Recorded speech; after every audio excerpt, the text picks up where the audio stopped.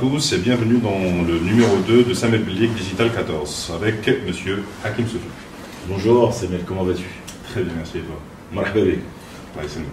Alors, aujourd'hui on a changé un peu la formule. Au lieu de faire un live comme d'habitude, pas dépendre de la connexion et pour avoir une bonne qualité d'image et de son, on a décidé d'enregistrer en avance et tu as bien voulu jouer. Merci. Ah bah écoute, ça me fait plaisir. Moi je suis sûr qu'on va passer un bon moment. On va parler de beaucoup de choses et j'espère pouvoir faire passer des messages et vous dire un peu ce que je pense sur ce sujet-là. Al-Haq, exactement. Donc, comme d'habitude, on va commencer avec traiter quelques sujets d'actualité. Alors, il y a quelques trucs qui se passent en ce moment en Algérie et c'est vraiment sympa. Donc, on a le C2R qui lance un concours pour la création des startups dans les énergies renouvelables. Bah écoute, on a deux thèmes. On a un, la création des startups, et deux, l'environnement et l'écologie.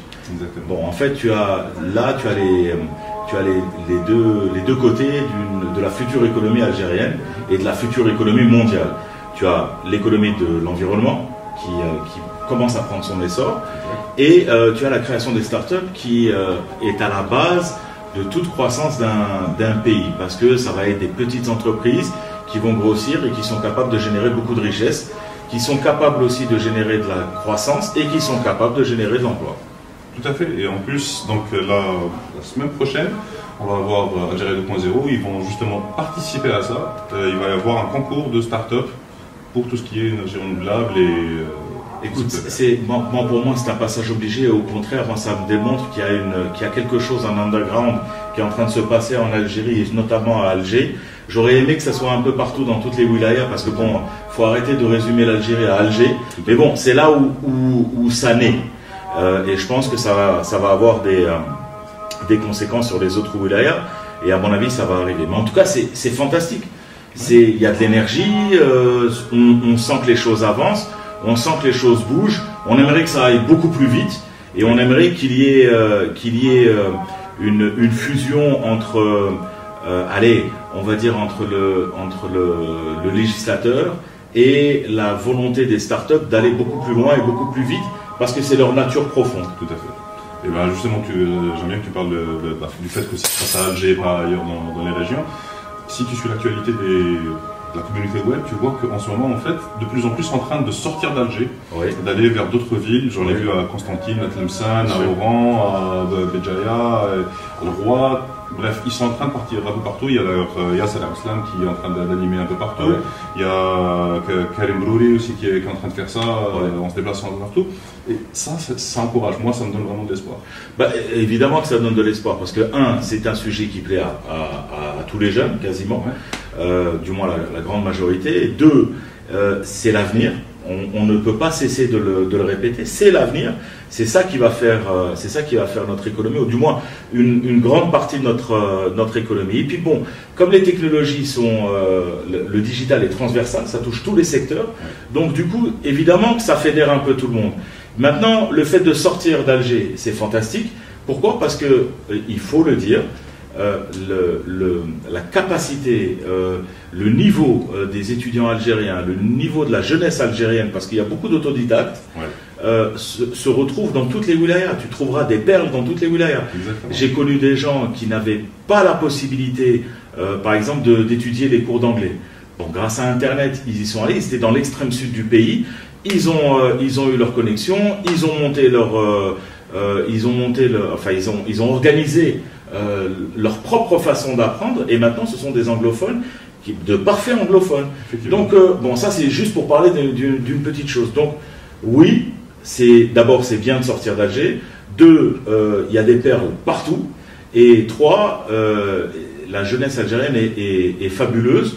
Les compétences algériennes sont à détecter, à identifier, à faire émerger, et c'est ce genre d'initiatives qui permettent de les faire émerger justement et de les ramener sur des activités qui sont les nôtres, comme les nôtres par exemple. Devant de la scène économique en fait. Oui, avant d'arriver au devant de la scène économique, il faut qu'ils passent par un certain nombre d'étapes et puis voilà.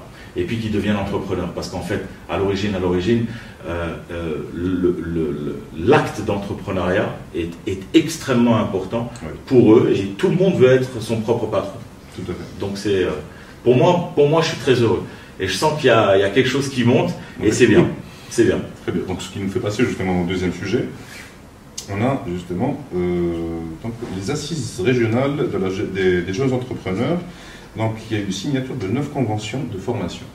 Ouais. Donc, en fait, ces assises, ce qui s'est passé, c'est qu'il y a justement la partie exécutive et administrative algérienne qui a rencontré les entrepreneurs et les universités pour créer justement des formations et des conventions de formation entre les deux.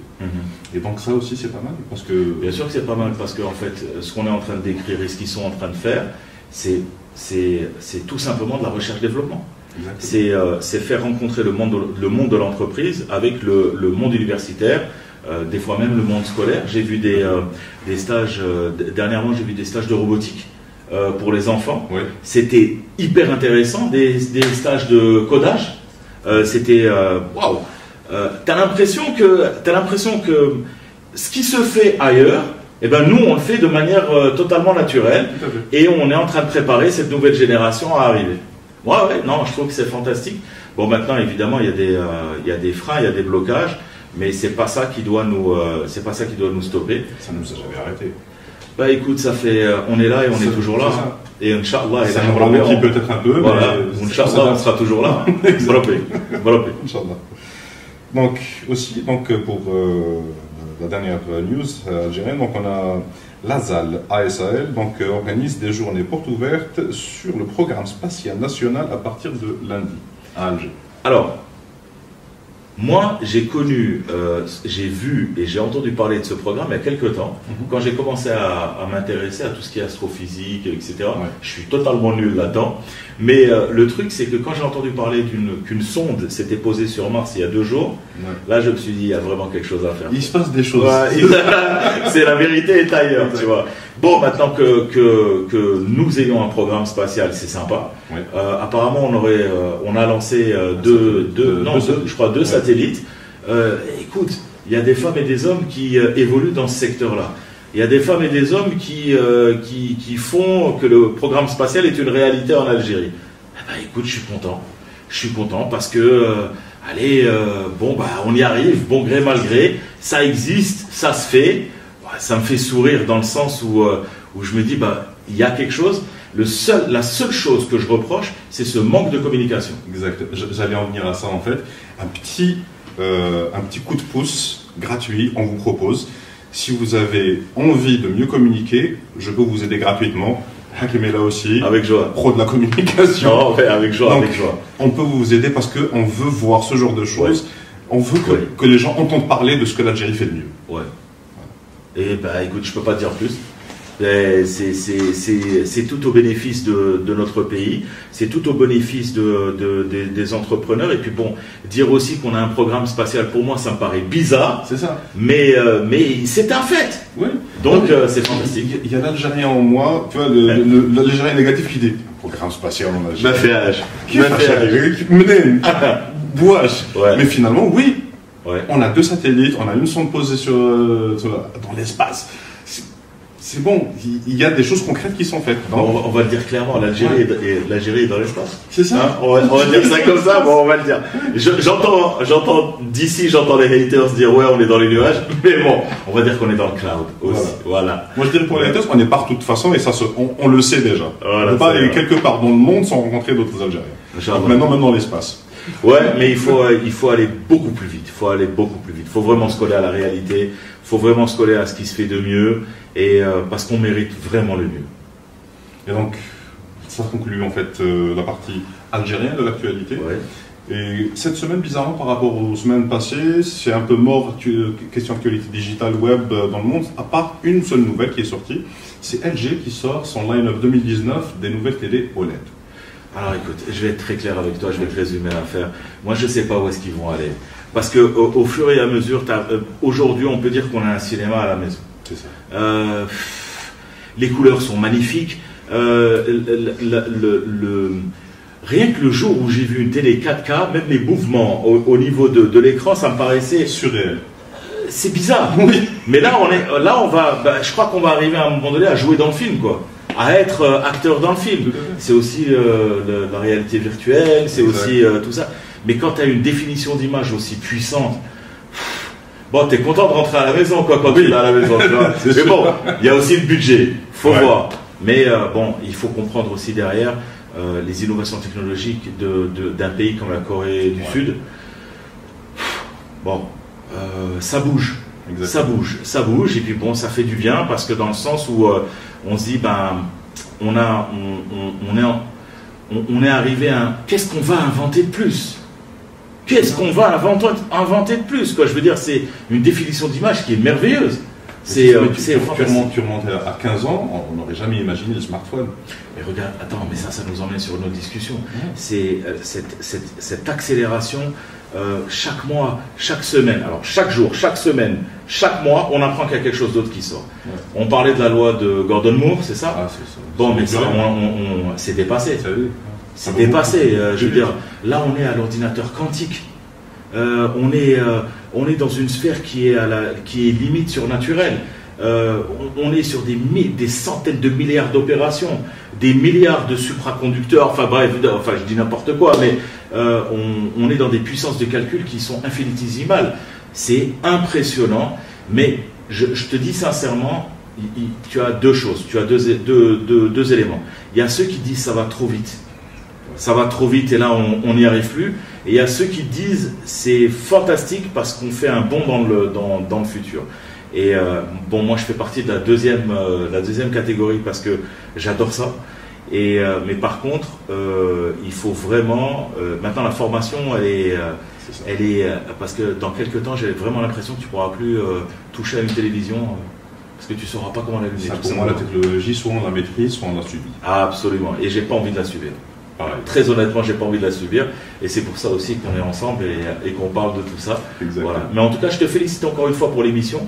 Parce que le format vidéo sur ce type d'émission, bravo, ça n'avait pas été fait et tu l'as fait.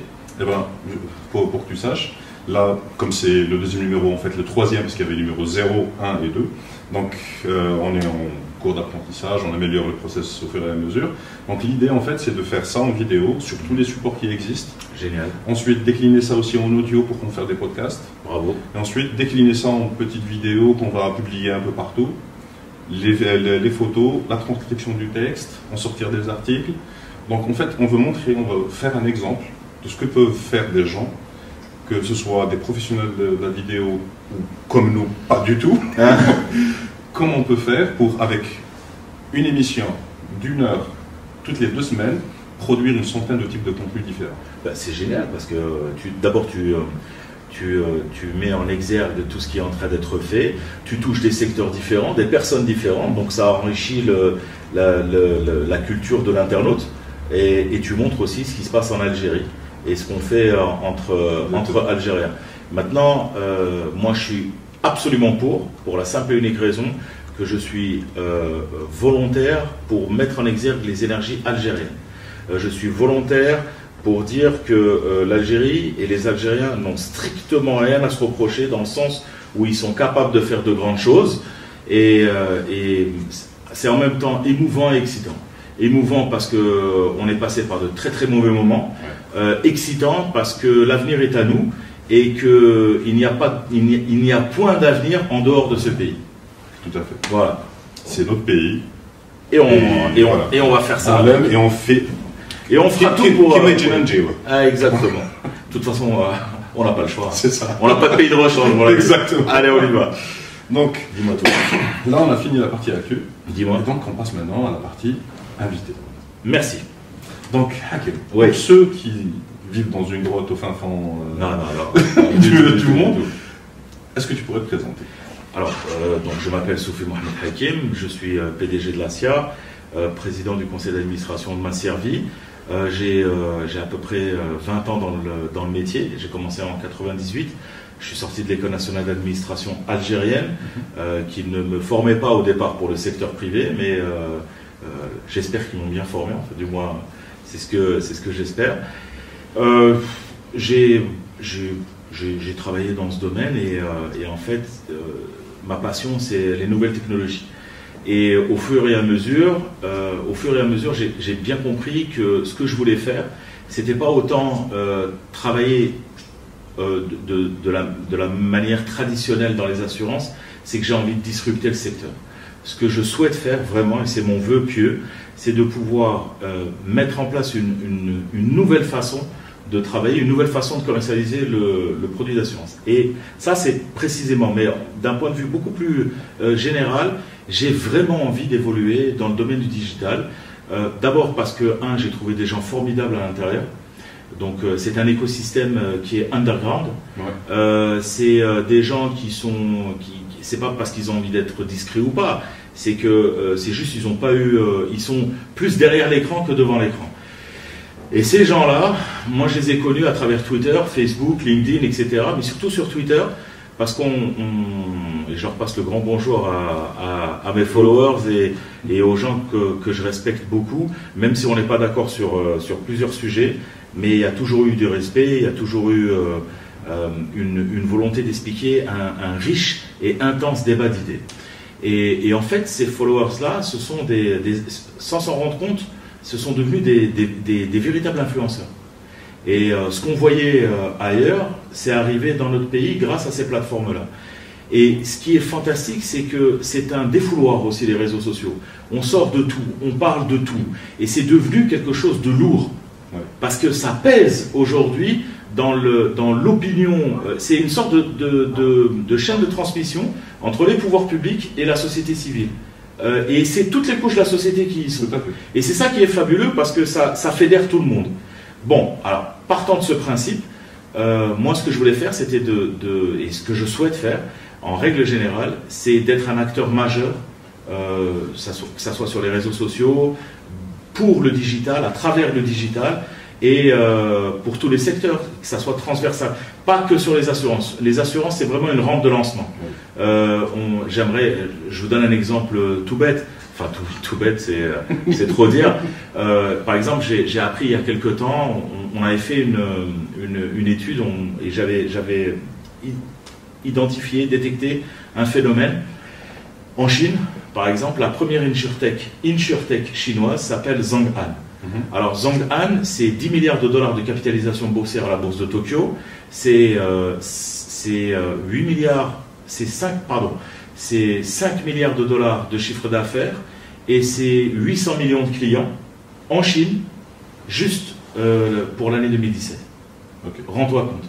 Donc je me dis, quelque part, ils ont complètement disrupté le secteur. Tu me diras, c'est la Chine aussi, c'est 1,5 milliard, oui. C'est-à-dire on n'arrive pas à ce genre de chiffre par hasard. Évidemment. Mais derrière, qu'est-ce que tu comprends? Zhong'an, par exemple, c'est la somme d'une association alors, Tencent, Alibaba et l'assureur Ping An. Okay. Donc tu vois, c'est des gars qui ont une structure physique qui est vraie, qui est là, et ils ont inventé, ils se sont dit, tiens, pourquoi on ne pourrait pas faire une compagnie d'assurance complètement digitalisée? Et c'est fabuleux, ça fonctionne. Évidemment, la population est différente, le mode de vie, le mode de pensée. L'appui sévère du gouvernement aussi qui pousse ça. Absolument, et qui fait monter en puissance. C'est pour ça que je vous dis, moi, à mon sens, d'abord, il y a tout à faire dans ce pays. Oui. Il y a tout à faire dans notre pays. Deuxièmement, il s'agit de pousser au maximum notre capacité, notre savoir-faire et rassembler tout le monde autour de ce but. C'est-à-dire faire de la croissance dans notre pays. Parce que, je le redis encore une fois, il n'y a point de salut en dehors de ce pays.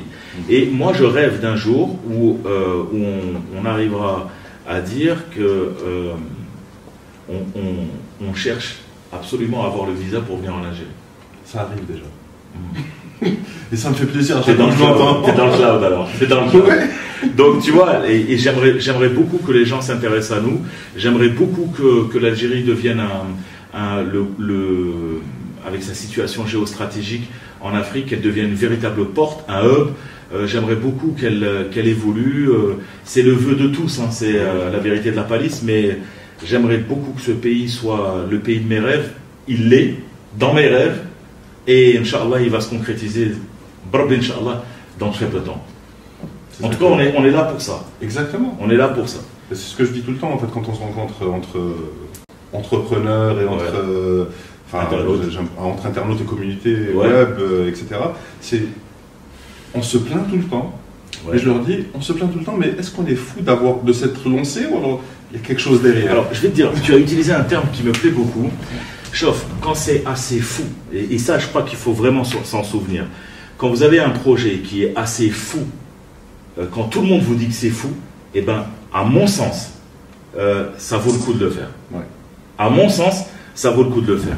Qui aurait dit que 4 bonhommes qui étaient, ou 3 bonhommes qui étaient dans un garage, allait devenir la plus grande capitalisation boursière au monde?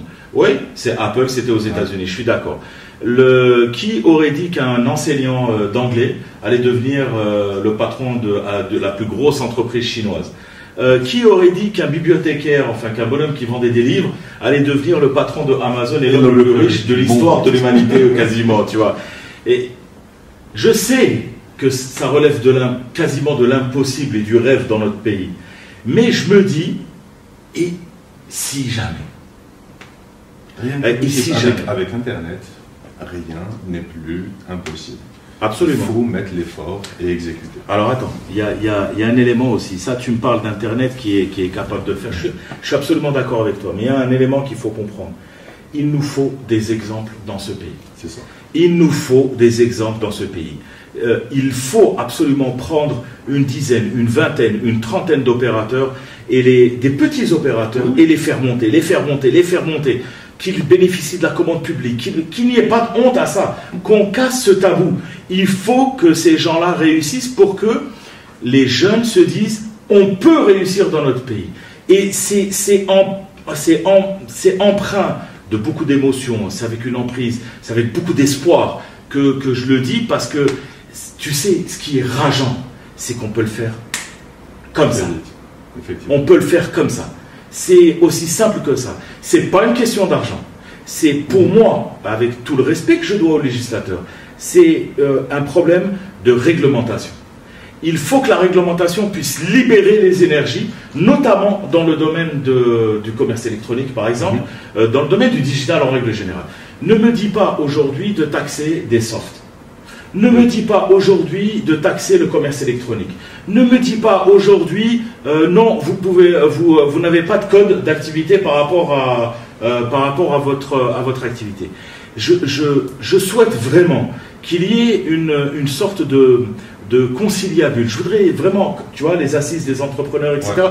Je voudrais vraiment que durant ces assises-là, on sorte avec des recommandations fortes, analysées, bien identifiées, pour dire voilà ce qu'on peut faire pour les startups. Parce que je te dis une chose, si tu sais que une licorne, oui, c'est $1 milliard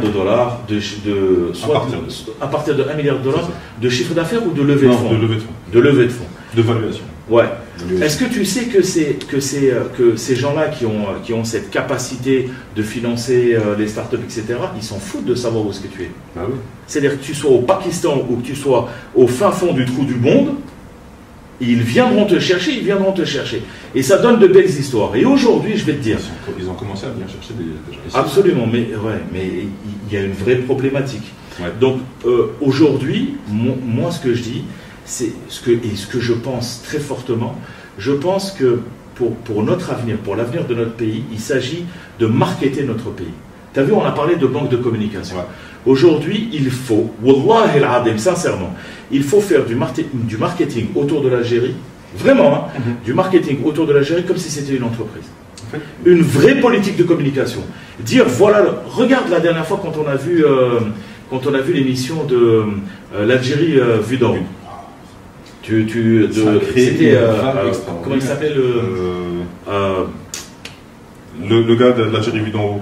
C'était Yann Arthus Bertrand. Merci beaucoup. C'est en back-office. Ouais. Yann Arthus Bertrand, les Algériens étaient étonnés. Ensuite, tu as eu un artiste, notre ami, qui a fait l'Algérie vue d'en bas, et on lui fait un petit coucou parce que tu as été super. Il a été, il est allé dans une galerie en Europe. Il a exposé en Europe. Etc. Il a montré l'Algérie vue d'en bas. Chaîne en France. Il a été invité sur France 24, etc.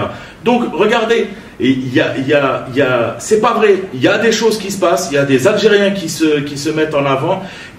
Alors, vous savez, je vais vous dire une chose, et je m'adresse à vous tous. Dites-vous bien une chose. C'est pas une question d'argent. Retweetez, remettez les postes, faites monter en puissance les nouvelles sur l'Algérie, les bonnes nouvelles sur l'Algérie. Attention, je ne suis pas en train de vous dire de vous aveugler, hein. Je ne suis pas en train de vous dire ça. C'est pas le monde des bisounours. Ce que je suis en train de dire aujourd'hui, c'est que montrer le côté positif au monde, montrer que l'Algérie est positive, montrer que l'Algérie est capable, montrer que l'Algérie peut se maintenir tout en haut et qu'on peut monter tous ensemble et que la jeunesse algérienne, femmes et hommes confondus. Parce que, je me permets, hein, je suis bien sûr. Le statut de la femme. Ouais. Le statut de la femme est très important. Je vais vous dire pourquoi. Aujourd'hui, il faut absolument considérer la femme à sa juste valeur. D'abord parce qu'elle a donné les plus grands hommes de ce pays, elle a dit Lola. Deux, parce que c'est un facteur de cohésion sociale. Il faut absolument qu'elles aient leur place dans la vie civile, avec un travail. Il faut, à la limite, je dis à la limite, sauf si elles ne veulent pas, mais à la limite, je voudrais rendre obligatoire le travail pour les femmes, parce d'abord, elles donnent de l'énergie, elles donnent une capacité, puis elles donnent ce charme à un pays comme le nôtre. Ouais. Voilà, en fait, c'est un petit message.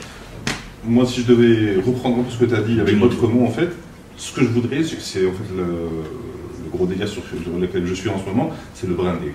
Ouais. Donc, ouais. Là, cette émission, en fait, ça travaille le personal branding. Absolument. On devrait faire ça au niveau de l'Algérie. Ouais. Brander l'Algérie. Absolument. Donner une image à l'Algérie qui soit positive. Tu sais, il faut dépoussiérer. C'est ça. Je vais te dire une chose. Pourquoi est-ce que les gens parlent des États-Unis avec le rêve américain? Parce que c'est le American Way of Life. Construit ce brand, justement, ils ont donné cette idée aux États-Unis. États-Unis, rêve américain. États-Unis, rêve américain. Non, ils ont dit États-Unis réussite. C'est ça. Ben, moi aussi, Algérie réussite. Ouais. Évidemment, il y a des problèmes dans tous les pays du monde. Maintenant, nous, c'est étouffant. Nous, ça devient étouffant. On est dans une sorte de sphère dépressive où on se dit, ouais, ça va pas marcher, ça va pas. Mais évidemment que ça va pas marcher. Si tu dis que ça marche pas, si tu pars perdant dès le départ, pars gagnant. Il y aura des problèmes, tu vas avoir des problèmes. Il faut être très clair et très objectif sur ce sujet-là, et pas que des moindres, et peut-être même pire que ceux que tu peux trouver à l'étranger. Mais je peux te dire une chose, c'est que l'avenir, et je vais te le dire, et je l'ai dit à des gens, je l'ai dit à des étrangers, où je leur ai dit, vous savez, je vais vous dire une chose, nous on a bien compris le message. Ouais. Nous, on n'a plus envie de s'installer à l'étranger parce qu'on sait qu'il n'y a pas... Je veux dire, c'est pas trop la peine. Tu vois ce que je veux dire? Les gens qui se sont formés là-bas veulent revenir en Algérie. Donc je veux dire, si, partant de ce postulat, si les entreprises étrangères veulent venir, ça serait magnifique qu'elles puissent le faire. Il faudrait qu'il y ait un socle, parce qu'il ne faut pas aussi oublier que ce n'est pas mercantile, donc les gars ils vont venir pour gagner de l'argent et les rapatrier. Donc il faut leur garantir le rapatriement de leurs dividendes et de leurs fonds, et à eux de nous garantir aussi un certain nombre d'activités qui soient constructives et qui permettent de développer. Je te donne un exemple qui... Est-ce que je peux me permettre de donner une marque, par exemple? Non, mais c'est important. Parce que tu vas devenir une émission star, donc il va falloir... sur Internet. Voilà, c'est dans le monde entier. Je te donne un exemple. Il y a une marque étrangère, par exemple, qui m'a étonné, c'est Société Générale. Société Générale, c'est une banque qui se dit algérienne. Ouais. Tu vois, elle ne considère pas... Bon, évidemment, elles sont toutes de droit algérien, oui. Mais elle veut avoir son ADN algérien. J'ai trouvé ça super. Regarde, par exemple, du côté algérien, la BDL. La BDL qui a remodelé tout son branding. Et ils ont un PDG qui est fantastique. Hein. Il pousse, il est présent sur Twitter. On regarde Hamoud Boualem. C'est un trésor national. Ah, oui. Les gars, ils montent. Tu vois, donc, il y a une énergie. C'est de grosses entreprises.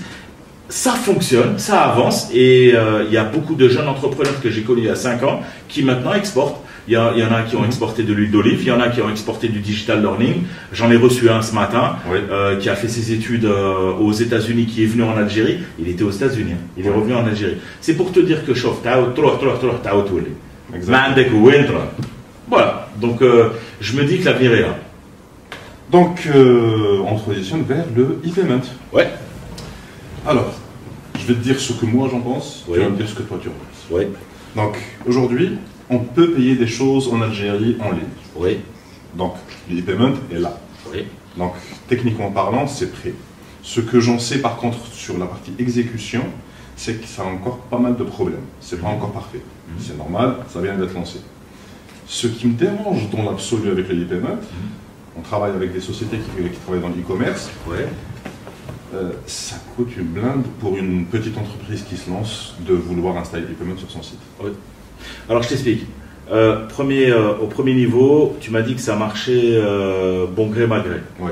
Bon, moi je te donne mon expérience, hein, c'est celle que je connais. Nous on a lancé en 2017, on a lancé le e-payment. Aujourd'hui, sur une seule ligne de garantie, hein. Oui. On en vend 10, on en a digitalisé qu'une seule, et d'autres vont arriver dans très peu de temps. Sur ma servie, sur une seule ligne de garantie, à savoir l'assurance voyage, ça représente depuis 2017 1,9% de tout notre chiffre d'affaires. Ça veut dire que, il y a un intérêt, il y a quelque chose, ça fonctionne. On a eu exactement sur quand même un bon nombre d'opérations, on a eu 7 incidents. 7. On en a eu 7. Et on a eu un retour de la SATIM qui était quasi immédiat. On a bossé avec eux, je leur rends hommage, on a bossé avec eux, on a travaillé avec eux, c'était juste fabuleux, très sérieusement, parce qu'ils ont ouvert ça aux grands facturiers, ils ont considéré les compagnies d'assurance comme grands facturiers, t'inquiète pas, j'étais ravi. Et j'ai travaillé avec eux et je leur rends hommage. Ensuite, j'ai eu une deuxième chose, et c'est pour ça qu'il y a des moments où je me dis, est-ce que je ne vis pas dans un monde parallèle? C'est pas possible. J'ai travaillé avec les gens de la Poste. Oui. Les gens de la Poste, je te jure, j'ai rarement vu une équipe aussi dynamique que celle de la Poste. Ils m'ont répondu, ils m'ont mis en place la structure, parce qu'ils ont deux plateformes différentes. Oui. Donc du coup, tu sais ce qui s'est passé? À un moment donné, on s'est retrouvé avec un potentiel de clients de à peu près, alors c'était 1 700 000 détenteurs de carte CIB, et sur la Poste, c'était à peu près 7 millions, 7 millions 5, 7 millions 8 prospects. Ouais. Maintenant, on est dans une phase de construction, de récupération de la base de données, enfin, pas de leur base de données, mais c'est-à-dire, on travaille ensemble pour que notre base de données soit totalement bien qualifiée. Et ça fonctionne, les fonds remontent, alors ça va, le système nous permet de recevoir nos fonds sur notre banque. Oui. Tu te rends compte? C'est excellent. Donc, ça fonctionne. Ça fonctionne.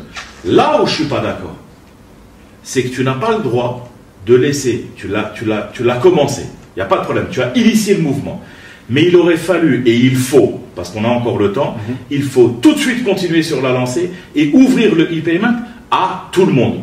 Encore une fois, je m'excuse, je vais donner quelques noms. Tu as par exemple Batolis. Oui. Tu as par exemple... Batolis. Tu as par exemple Guidini, qui est en train de faire un travail magnifique. Oui. Tu as par exemple Hafalat. Tu as par exemple Nbetou. Oui. Tu vois, tous ces jeunes-là, je te dis, ils ne se payent pas de salaire, les gars. Je sais, non, mais je les connais. Tu vois, on les connaît, c'est des copains. Ils ne se payent pas de salaire. Et ils sont en train de supplier pour y arriver, pour avoir le paiement électronique. C'est des gars qui sont capables de se connecter avec Booking, qui sont capables de se connecter avec Amazon éventuellement. Bref, ils sont capables de faire de grandes choses. Voilà ce que je veux dire. Donc moi, à mon avis, il faut absolument que la SATIM et la Poste puissent les identifier, les contacter. Et si ton émission nous permet de le faire, c'est un petit message. Il faudrait absolument les rapprocher, il faudrait absolument vous rapprocher d'eux. Et de toute façon, leurs coordonnées sont sur leur site web. Ils ont, je vous le dis, ils ont besoin d'ouvrir le paiement électronique sur leur plateforme. Donc peut-être qu'ils n'ont pas pu vous contacter, peut-être qu'ils vous ont contacté, ça s'est pas fait, peut-être qu'ils vous ont contacté, ils vous ont pas renvoyé des informations, parce que tu sais, attention, on dit souvent les pouvoirs publics ils font rien, mais des fois c'est nous qui envoyons pas les données. Je te raconterai une histoire sur des dossiers qui sont arrivés incomplets. Évidemment que le gars il peut pas agir. Donc si c'est possible de vous rencontrer, si c'est possible à travers cette émission que vous ayez la présence d'esprit de les contacter pour leur mettre le paiement électronique sur leur site web, ça serait juste fantastique. Je crois savoir sous toute réserve que la SATIM, je pense qu'elle est en mesure aujourd'hui de permettre le e-payment sur des sociétés qui sont de moyenne dimension ou petite dimension. Mais je voudrais que vous vérifiez, je voudrais que vous alliez les voir, je voudrais que vous les appeliez au moins, que vous leur envoyiez un mail, ils répondent. Et les responsables de la SATIM sont des gens juste formidables. Essayez aussi la Poste, parce qu'il y a beaucoup de choses. J'ai parlé souvent avec le directeur de la communication de la Poste, et ce sont des gens qui sont jeunes, réceptifs, Et tout comme nous, Inch'Allah, Inch'Allah, Inch'Allah, il faut juste peut-être qu'il y a un manque de communication, peut-être qu'il y a un manque, tu vois, et on n'arrive pas peut-être à se parler.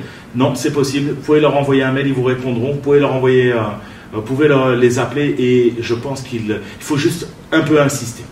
Donc, Inch'Allah, effectivement, moi, ce que je voudrais savoir, c'est en fait, imaginons que demain, oui, la SATIM mette en place un système qui permette à n'importe quelle entreprise, oui, de n'importe quelle taille, de se permettre, oui, surtout ça, l'aspect financier, oui, de se permettre de mettre en place le e-payment sur un site web. oui. Demain, je décide de lancer une entreprise où je veux vendre, je sais pas moi, des gâteaux sur Internet, des petits trucs d'artisanat, n'importe quoi. Tu auras besoin de deux choses. Ouais. Tu auras besoin de deux choses. Tu auras besoin des API. Non, tu auras besoin des API pour les mettre sur le site. Et surtout, tu auras besoin de logistique derrière. Oui, non, imaginons que, parce que l'aspect logistique aujourd'hui, il y a des entreprises qui s'en occupent. D'accord. On a EMS, on a plein de privés qui le font aussi, donc cette partie est réglée. D'accord. Donc, en tant que jeune entrepreneur, je sais me débrouiller pour faire vite fait un site web ou je me fais développer un site web. Il manque la question du paiement. Parce que payer à la livraison, en semence, c'est risqué, etc. Ouais. Donc, demain, la SATIM et les banques font en sorte de simplifier le système. J'ouvre mon compte en banque en ouvrant mon entreprise. Oui. Je vais, on me donne directement, voilà ce qu'il faut faire pour mettre ça dans votre site. Ou pire encore, ils te donnent ton registre de commerce électronique directement sur place. C'est pas beau, c'est pas beau ça. C'est magnifique. Voilà. Ils sont en train d'aller vers là. Oui. Le registre de commerce électronique est une condition sine qua non. Ouais. C'est-à-dire qu'il te demande maintenant, quand tu veux faire du e-commerce, la loi est sortie mais les textes d'application pas encore. On demande à ce qu'il soit édité et envoyé au plus grand nombre. Maintenant, quand tu configures une chose pareille, tu crées toutes les conditions, toutes les bonnes conditions pour avoir une économie numérique, l'économie du digital. Tu ouvres tout un pan, tout un secteur, tout un nouveau pan du secteur économique qui est promu par le digital. Et je peux te dire que tu risques d'avoir des surprises parce que les marges de progression peuvent être de 3 voire 4 chiffres. Non mais c'est un truc de fou parce que tu vas permettre à n'importe qui dans le pays de lancer une entreprise à partir de chez lui. Écoute, je te donne un exemple. L'artisan de Bablouad, qui sont des artisans merveilleux. Tanhas, par exemple. Tu sais que c'est des gens qui il y a une paupérisation. On est en train d'oublier ce métier-là. Ce sont des gens qui, s'ils pouvaient, et si on avait cette culture, et si on pouvait vulgariser, ou s'il y avait un opérateur qui irait vers eux, c'est une véritable économie, c'est une véritable... on arriverait à préserver nos traditions, à préserver notre artisanat, donc ça aide dans tout. Donc aujourd'hui, pour répondre directement à ta question, oui, il le faut. C'est une obligation. C'est pas « je voudrais », non monsieur, il le faut. Et je pense que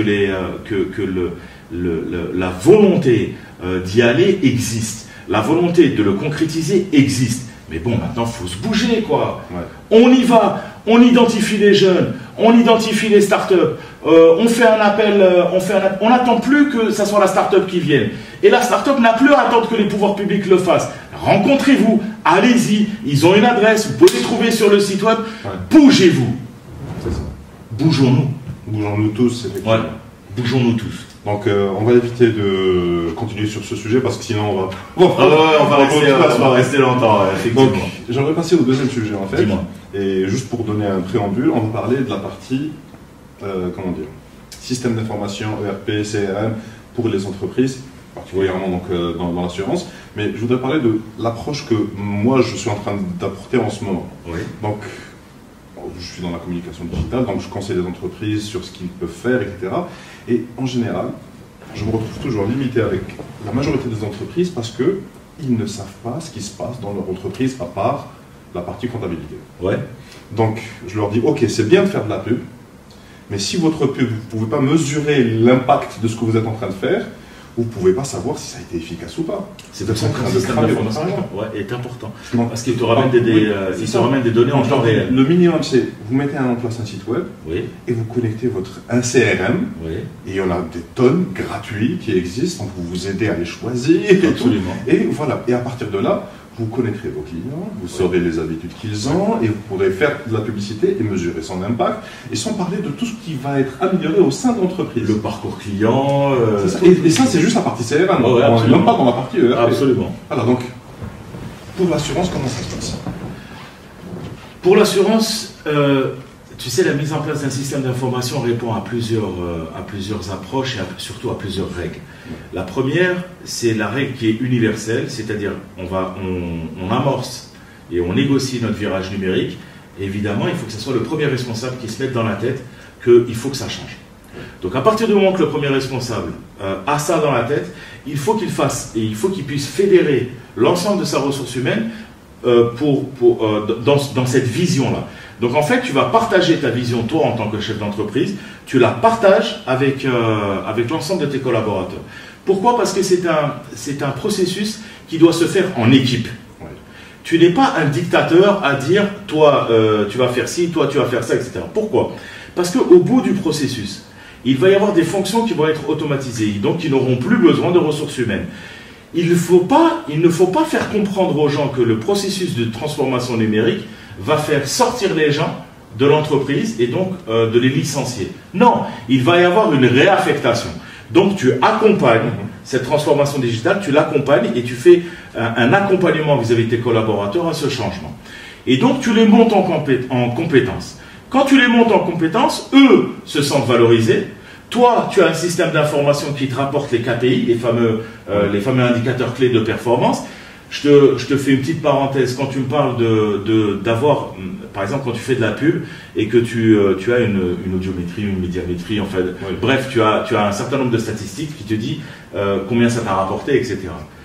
Est-ce que tu sais qu'avec un système d'information, nous, comme le nôtre, par exemple, dans une compagnie d'assurance, quand on fait, par exemple, une communication produit, sur un produit type, par exemple, Assurance Group, par exemple. Sur l'Assurance Group, on a remarqué que quand on faisait ça, on avait quelques semaines après, c'est-à-dire 3-4 semaines après, dans le volume de production, on avait quelque chose qui se passait. Donc on comprenait que c'était dû à ça. Et donc du coup, on pouvait quantifier.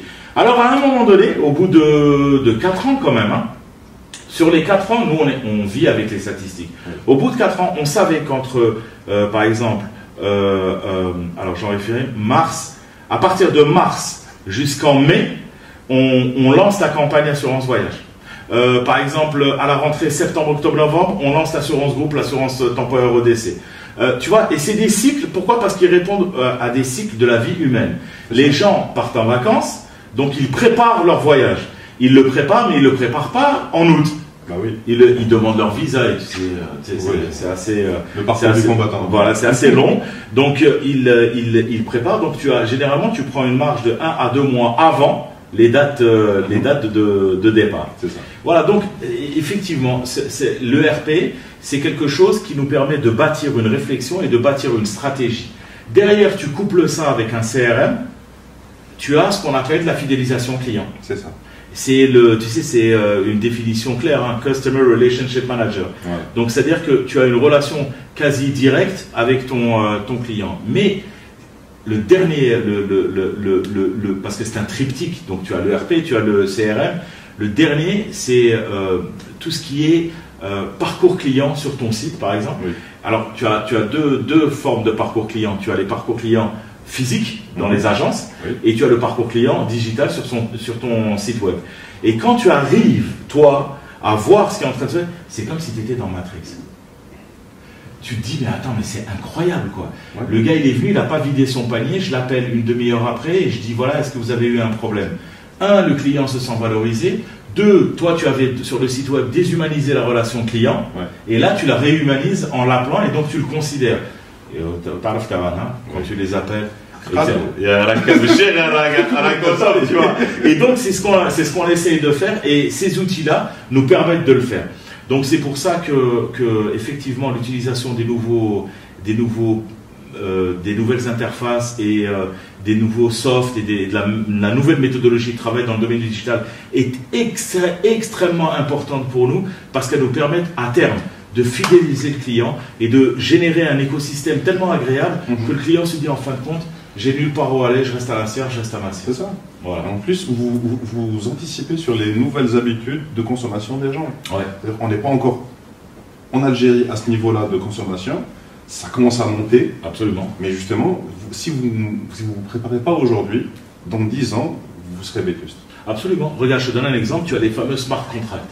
Ouais. Un smart contract, je vais donner, pour être clair, je vais te donner un exemple concret dans le domaine des assurances. Un exemple concret, c'est que par exemple, imaginons que tu prennes une assurance voyage en ligne. Que le jour de ton voyage, il y a une compagnie aérienne qui fait du retard.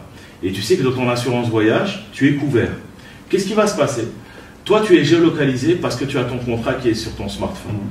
Lui, il sait que tu es à l'aéroport. L'intelligence artificielle sait que tu es à l'aéroport parce qu'elle t'a géolocalisé. Mais elle se branche aux bases de données parce qu'elle sait que dans ton contrat, tu pars de tel jour à tel jour et que tu as pris ton billet de la même manière. Qu'est-ce qui va se passer? Ils vont identifier que la compagnie aérienne laquelle tu as choisi est en retard. Ils vont comptabiliser, ils vont donner un ping, ils vont envoyer une instruction à la comptabilité de la compagnie d'assurance qui elle-même est virtualisée, qui va elle-même envoyer un ordre à sa banque pour envoyer les 2000 dinars par exemple de frais pour le paiement du retard sur lequel tu es couvert dans ton assurance voyage. Imagine un cycle pareil. Je te donne un autre exemple. Tu viens dans une de nos agences. On te donne c'est très clair, hein, ça peut être une montre connectée de n'importe quelle marque, hein, et on te dit en cas de problème, voilà ce qui risque d'arriver. En cas de problème pour quelqu'un qui a une attaque ou un truc chez lui, qui n'a personne avec lui, qu'est-ce qui va se passer? La montre va détecter qu'il y a eu une attaque, par exemple, une attaque cardiaque. Elle va pinguer l'assisteur avec qui on travaille, qui est notre assisteur, qui va lui donner instruction en lui disant il y a une urgence, il y a quelqu'un qui a une attaque cardiaque. Voilà, et lui, voilà le contact, voilà les historiques. Lui, il déclenche une série de procédures qui envoient l'ambulance avec les premiers secours, qui viennent pour le... Rends-toi compte qu'avec la technologie, en la combinant avec de l'assurance, de notre métier, tu vas sauver des vies. Non, mais c'est un truc de fou. Tu es en train de me parler des trucs qui me font rêver dans la vie en général. Mais tu sais que c'est le cas. Hein. Aux États-Unis, c'est en train d'être fait. Tu sais que dans les accidents automobiles, est-ce que tu sais qu'ils t'envoient un drone? Oui. Pour filmer directement et savoir comment se préparer en route directement. C'est incroyable. Aujourd'hui, avec les montres connectées, justement, pour les personnes cardiaques, pour les diabétiques, pour les gens qui ont de la tension, et pour les personnes âgées. Maintenant, il y a des détecteurs de chute. Oui. On sait si tu as chuté. Donc, il va détecter au bout de 10 secondes si tu n'es pas responsif. Oui. Ça envoie le signal. À part si tu l'annules directement, non, c'est bon, je vais bien. Parce que ça peut arriver. Ça peut arriver. Mais dans l'absolu, c'est quelque chose qui peut sauver la vie. Parce que dans ces pays-là, les personnes âgées vivent tout seules. Donc, ils n'ont personne à côté d'eux. Non, c'est incroyable tout ce qu'on arrive à faire aujourd'hui. Aujourd'hui, regarde par exemple pour la Poste, une idée pour la Poste par exemple. En France, ils donnent une tablette à la personne âgée. Et tu sais, comme ils vivent un peu tout seuls, etc. Le facteur, par exemple, qui n'existait plus à un moment donné, parce que l'humanité n'a jamais autant envoyé de lettres que par mail. Donc du coup, le facteur, c'était un métier qui était en train de disparaître. Est-ce que tu sais que le facteur maintenant, en France, peut aller à destination, donc à la maison, etc. C'est les enfants de ces gens-là qui disent, voilà, est-ce que vous pourriez aller au moins 2-3 fois par semaine, voir s'il va bien, etc. Et sur sa tablette, il dit, oui, je viens de parler avec votre mère, tout va bien. Tu vois la technologie, où est-ce qu'elle peut jusqu'où elle peut rapprocher, autant elle peut déshumaniser, autant elle peut rapprocher les gens. Et c'est ça qui est fabuleux dans la technologie. Et c'est des choses qui peuvent se faire en Algérie. Et on a tous les moyens de le faire. Exactement, et j'espère qu'on ira de plus en plus vite. C'est des innovations, c'est des initiatives. Maintenant, on va être clair. Soit on veut le faire, soit on ne veut pas le faire. Maintenant, c'est soit blanc ou noir. Moi, je veux le faire. Nous souhaitons, notre communauté, on souhaite vraiment que ça arrive, ce genre de choses. Et même si ça arrive petit, il faut encourager ces initiatives, qui sont des initiatives citoyennes. Hein. Exactement. Parce que je ne sais pas si tu remarques, on veut fédérer la société, on veut changer les choses dans notre société, et on veut que ça évolue. Et ça viendra toujours de façon de la société. Ça va s'imposer à nous. Donc là, on passe au dernier sujet, parce qu'il ne reste pas beaucoup de temps. Donc, le dernier sujet, c'est la transformation digitale. Alors, d'un côté, c'est un terme que je entends tellement qui commence à me taper sur le système, parce qu'il est utilisé à tort et à travers. Absolument. D'un autre côté, c'est un terme qu'il faut continuer à utiliser, parce qu'on n'a encore rien fait. Donc, je vais te dire ce que moi je vois, comme ce que j'appelle la transformation digitale. et tu vas me dire ce que toi tu en penses et ce que tu as fait jusqu'à présent dans ça. Donc pour moi, ce que j'entends en général, quand les gens parlent de transformation digitale, ils pensent à communication digitale. Et ça, juste non. Voilà, on arrête là. Donc une transformation digitale, c'est on prend une entreprise. On va prendre un exemple d'entreprise algérienne, étatique, qui travaille au papier stylo. D'accord. Il y a même des privés qui travaillent au papier stylo. C'est juste pour la caricature. D'accord. Voilà. Donc on prend ça. Et cette entreprise, on va l'amener des années 60-70 et la placer en 2020. D'accord. En automatisant tout ce qui peut être automatisable, en mettant en place des systèmes d'information, en faisant en sorte que le travail quotidien des gens et des employés soit le plus simple possible, que les clients de cette entreprise, que les fournisseurs de cette entreprise soient aient des interactions les plus fluides possibles avec cette entreprise, que tout soit automatisé et que tout soit digitalisé. C'est-à-dire que, pas plus de papier, mais toutes les informations sont déjà stockées sur des serveurs, sur le cloud. Je te donne un exemple, les archives. Quand tu numérises les archives d'une entreprise qui est née dans les années 70, tu sais que nous, par exemple, on a, au niveau de l'ASIA, avec une entreprise algérienne qui nous a fait la proposition, on a sauté dessus, on a numérisé l'ensemble de nos archives. Est-ce que tu sais qu'on a eu, pourtant on est né, l'ASIA est né en 98, le 5 août 98, on en a eu pour 12 containers de contrats, 12 containers de papier, d'archives, 12 conteneurs, rends-toi à l'évidence. Mais quand on les a numérisés, tu sais ce qui s'est passé? 1, gain de productivité. 2, gain en termes de location, parce qu'on louait des maisons, on louait des espaces. Et gain en termes de géolocalisation, parce qu'on savait exactement dans quelle boîte était tel document, était tel chose. Parce que nous, la loi, sur les assurances, de garder un certain nombre de documents. On va les retrouver ensuite. Va les retrouver, mais le truc, c'est que maintenant, moi, j'ai plus besoin d'envoyer quelqu'un pour aller le chercher, puisqu'en fait, il met un code, login, mot de passe, j'ai une traçabilité de qui a demandé quel document, et je l'ai en lecture seule, pas en modification. Rends-toi à l'évidence. Rends-toi à l'évidence de combien j'ai payé ce service. Mais regarde le gain économique qu'il y a derrière. Tu t'imagines alors tout le gain qu'il y a derrière et l'économie qu'il y a derrière, même en termes d'espace. Parce qu'aujourd'hui, moi, ça m'occupait. Tu sais qu'un bureau, dans notre compagnie, un bureau était à 25% occupé par les archives et les armoires pour les archives. Aujourd'hui, on a gagné 25%. Ça veut dire que même physiquement, je peux recruter. J'ai de l'espace pour recruter. Tu te rends compte? Donc voilà aussi un exemple type de numérisation, parce que numérisation et digitalisation, c'est deux choses différentes. Et pour la transformation digitale, effectivement, c'est un mot qui a été galvaudé, c'est un mot qui est utilisé parce que c'est la mode aujourd'hui. Aujourd'hui, ce qu'il faut faire, c'est d'abord se mettre dans l'esprit, vraiment avoir une philosophie où on dit, on va mettre en place une procédure digitale, une procédure de transformation digitale, c'est-à-dire digitaliser l'ensemble de nos processus, automatiser certaines tâches pour pouvoir être plus agile, plus fluide et plus rapide, et donc plus compétitif. Voilà ce que c'est pour moi la transformation digitale. Ensuite, tu as la disruption, mais c'est un autre sujet.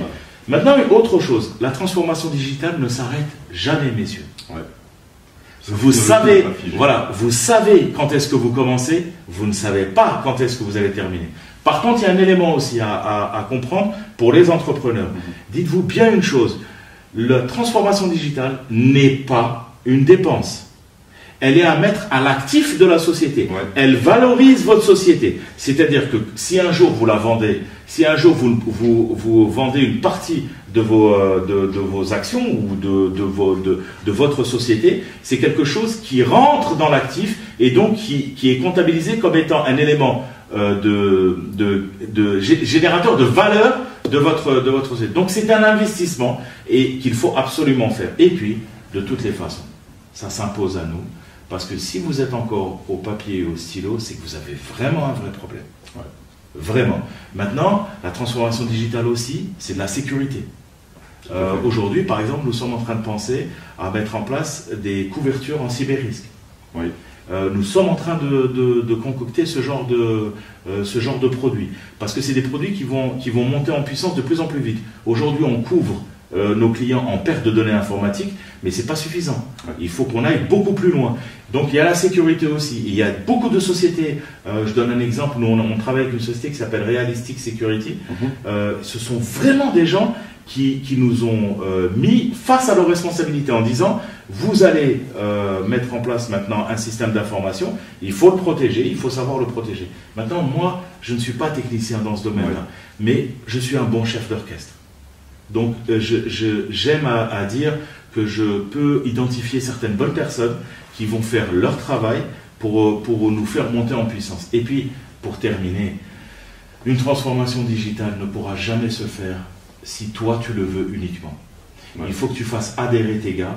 Et en tant qu'entrepreneur et en tant que manager, en tant que leader, si tu veux avoir la marque, si tu veux vraiment être un leader, ce n'est pas en obligeant les gens à travailler avec toi ou à travailler sous tes ordres. Non, nous sommes dans l'économie de la collaboration et du partage. Aujourd'hui, le vrai leader est celui qui sait s'entourer de sa vraie famille, puisque tu passes plus de temps avec eux qu'avec ta propre famille. Et de les considérer comme sa famille et de monter en puissance. C'est-à-dire, l'erreur est humaine. Je ne vais pas tomber sur quelqu'un parce qu'il a fait une erreur ou deux. Je lui fais la remarque. Il me fait la remarque. Je te donne un exemple. On a eu une réunion hier où les gars me disaient ta façon de voir les choses, elle n'est pas bonne. Voilà nous ce qu'on pense. Et les gars, je les ai félicités parce que je leur ai dit, vous savez quoi, c'est vrai que j'étais obnubilé par quelque chose et vous m'avez ouvert les yeux, je vous en remercie. Tu vois, on se retrouve ensemble parce qu'on a un challenge ensemble. Ce qui se passe dans une entreprise, c'est exactement ce qui doit se passer dans un pays. Nous avons tous le même challenge et nous avons tous cette envie. Et ce challenge, c'est quoi? C'est de réussir dans notre pays et de ce fait, faire réussir notre pays pour que les autres nous prennent en exemple. Brab, Inch'Allah, et qu'ils arrêtent de dire qu'on n'est pas bon. Amen. Amen. J'ai été ravi. Pareil. Allah. Donc, sur ces mots magnifiques, donc, on va terminer l'émission. Donc, d'habitude, à ce moment-là, on prend les questions des internautes. Ouais. Comme on n'est pas en live et qu'on n'a pas encore eu le temps de recueillir assez de questions, ce qu'on va faire, c'est, après, avec les questions, Hakim et moi-même allons enregistrer d'autres vidéos et on va les coller au montage avec celle-là. Ouais, avec pour joie. publier ça le jour. Avec joie. Je suis vraiment ravi de vous répondre et n'hésitez surtout pas à envoyer toutes vos questions. Je suis vraiment très volontaire et très heureux de pouvoir vous répondre à terme. Merci beaucoup. Merci Samuel, merci l'équipe. Merci vraiment d'être venu, d'avoir pris le temps et de votre disponibilité. C'était génial. Merci beaucoup. Et ciao. Ciao. Ça va, c'était cool. C'était excellent. Ouais, c'était génial. J'ai adoré. Alors bonjour à tous.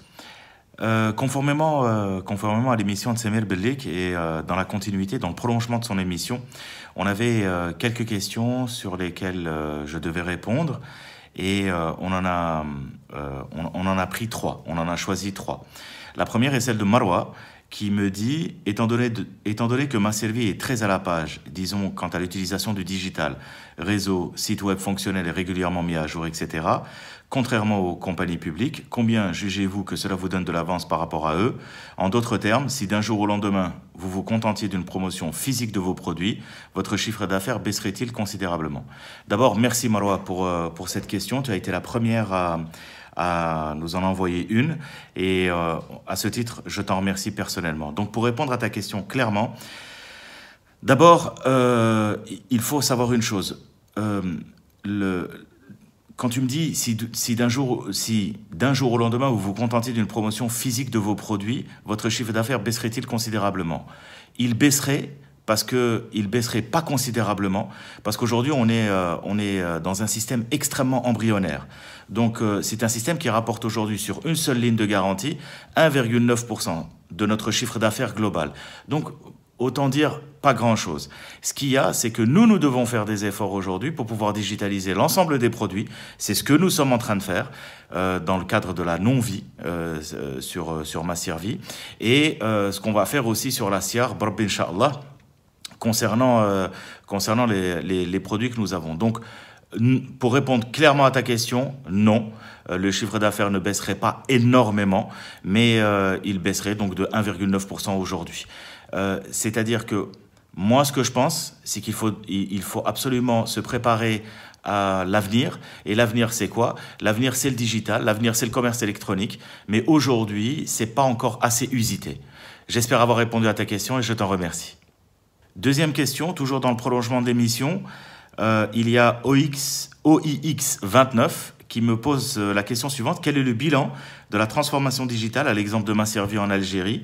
Et deuxièmement, a-t-il un véritable impact sur le business? Et faut-il être impérativement sur Alger pour espérer réussir cette transformation?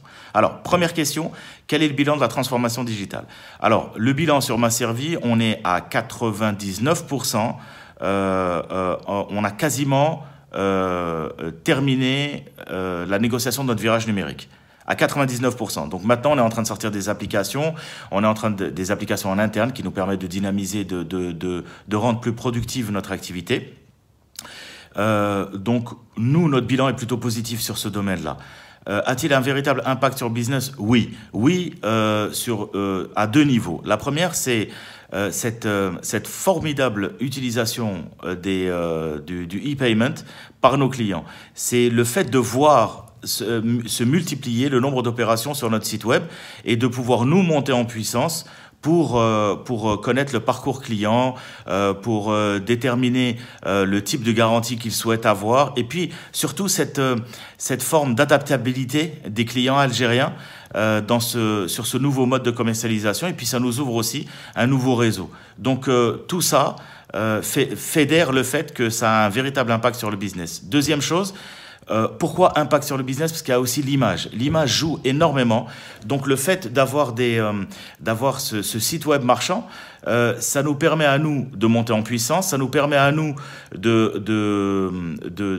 d'avoir une plus grande productivité, de diminuer nos coûts nos charges et nos coûts de gestion par rapport à la vente physique et de monter en puissance. Donc voilà un peu pour répondre à ta question. Et enfin, et faut-il être impérativement sur Alger pour espérer réussir cette transformation? Alors j'ai pour habitude de dire que Alger, c'est pas l'Algérie. Et l'Internet a cette formidable faculté de ne pas avoir de frontières.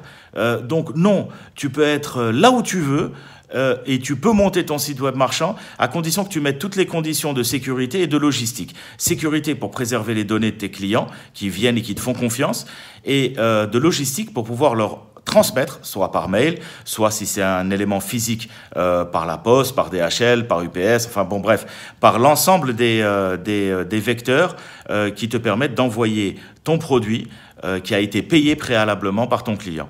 Et asseoir une sorte de fidélisation, d'abord une relation et pérenne avec ton client et une fidélisation de ton client vis-à-vis de tes services. Merci 1000 fois.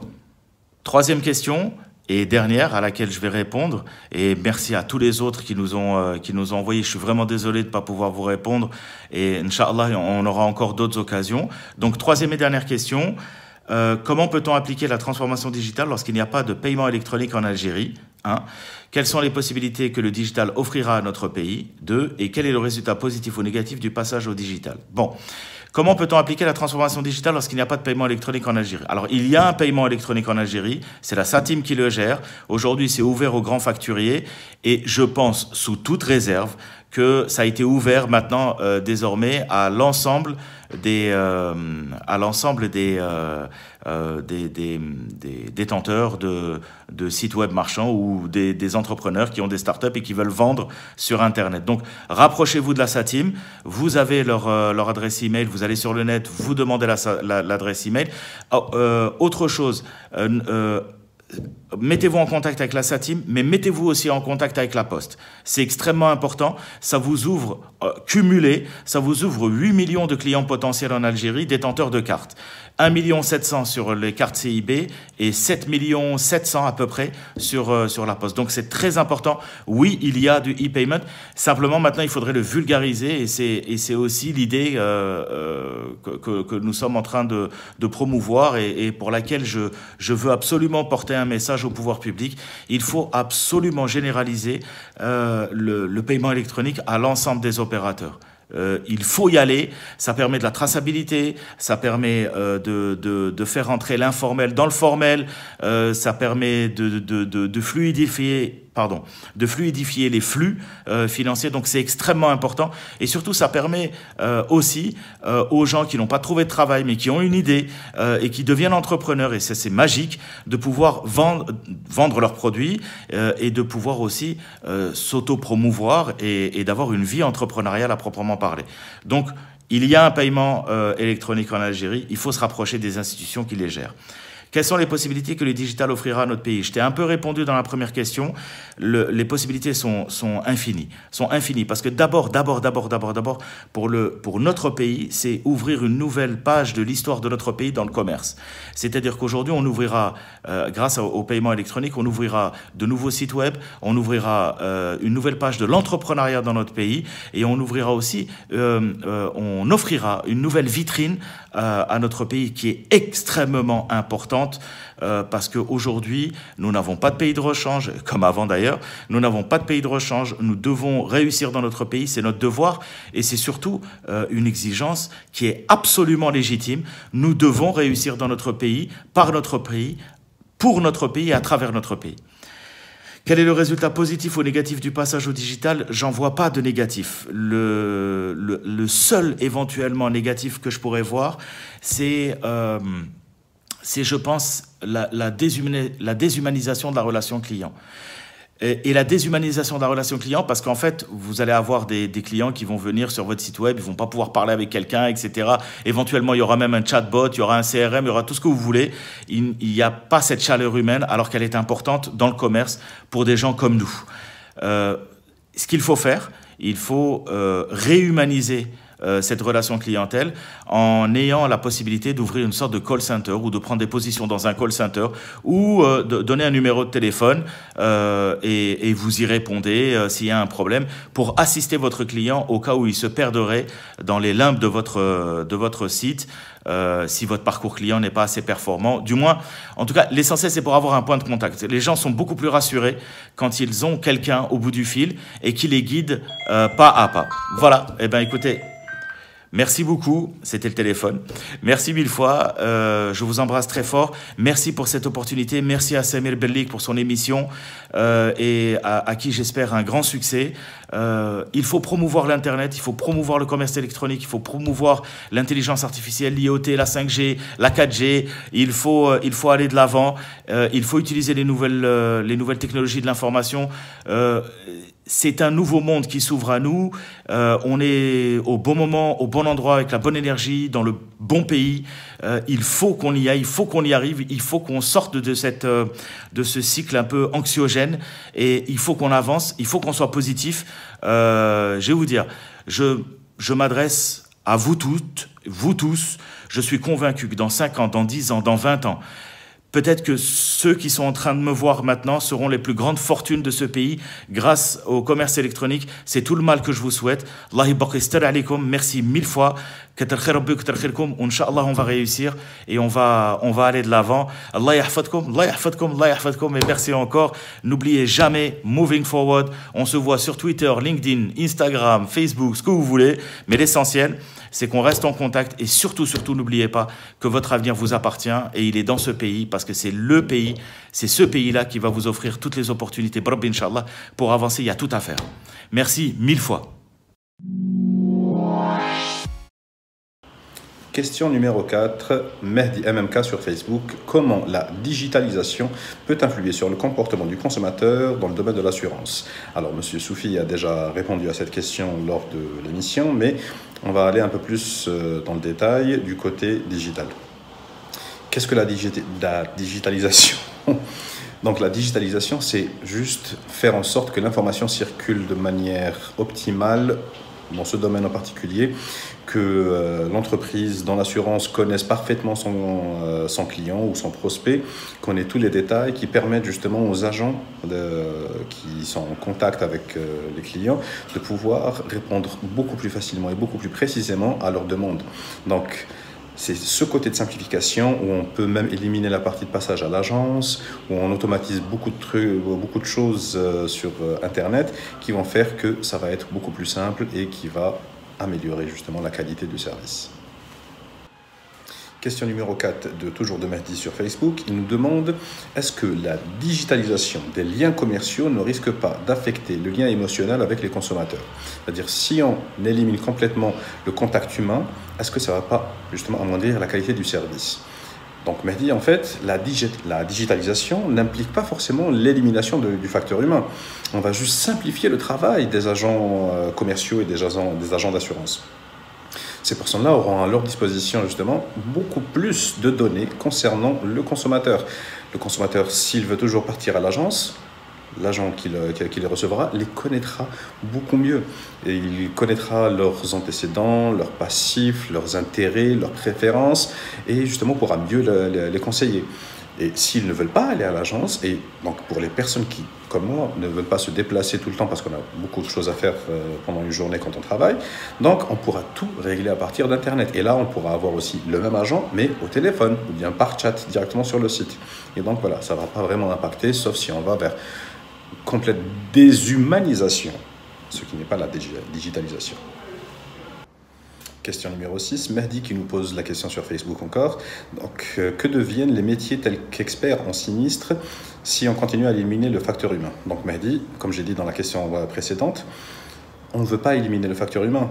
On veut aider l'humain justement avec des outils qui l'aident dans son travail, qui facilitent son travail et qui améliorent la qualité et le rendu du service. Donc l'expert en sinistre, effectivement, sera toujours quelqu'un qui est extrêmement important dans le domaine de l'assurance.